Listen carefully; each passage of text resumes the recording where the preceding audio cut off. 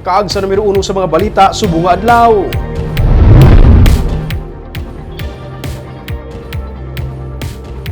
Trentayuno tanan ka mga balay ang nahalitan sa sunog na nagluntad sa Barangay 10 sa Bacolod City kainasang aga. Kabahin sa mga nasunog, ang balay sang 8 ka tuig nga bata nga naga-celebrate sa iyang birthday subong nga adlaw. May report si Nico Delfin. Ang lola nga si Asuncion Rolanya nagahilibion kay upod sa natupok niya nga balay ang tanan nila nga mga pagkabutang pati ng isa ka sako nga bugas nga bag-o lang nila bakal. Istorya niya, nagaluto siya sang spaghetti para sa kadlawan sang iya apo sang makit-an ng kalayo nga amat-amat nga nagatupok sa mga pulian sang iya mga kaingod balay.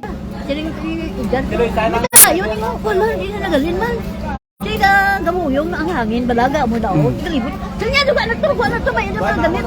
Wala ito, ano gusto, isang bugas ito, pag-apon, pero ito yung bakal. Wish mo para sa apo mo? Ano, lagi makatuwa na kami material sa kwan. Na makamalay lang kami, kidamay lang lang. Diba, ay dito po. Isang ilabalay sa 31 ka mga balay nga nahalitan sa nagluntad ng sunog sa Purok Magtiayon, Barangay 10 sa Bacolod kainasang aga.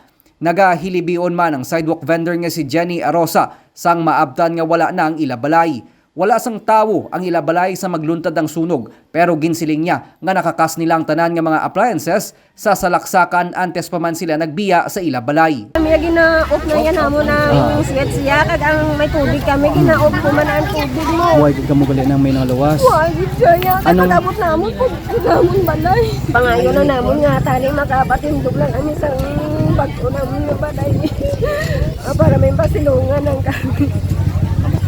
Madasig nga naglaptang kalayo sa mga pamalay, nga himo sa madasig masunog nga mga pagkabutang, kadamaan sa mga bumbero, nagtabok pa sa sapa para lang matap na ang kalayo. Suno kay City Fire Marshal Chief Inspector Rodel Legaspi ang mabudlay nga alagyan, kag ang mabaskong nga dapyas sang hangin, ang nagatag sa ilas ang kabudlayan antes mapalong ang kalayo. Hindi pa man mapatod kundi naghalin ang kalayo kag kun anong gintunaan sang sunog. Nag-raise kita sang alarm 1156 sa third alarm. So all available units na gintagawa ka may determination na sa audience to as to the cause and investigation patagihapon. 21 tanan ka mga balay ang totally destroyed samtang napulo pang partially damaged sa sunog.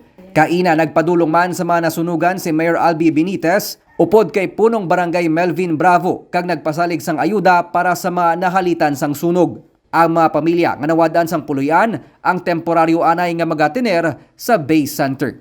Nico Delfin para sa DigiCast Negros.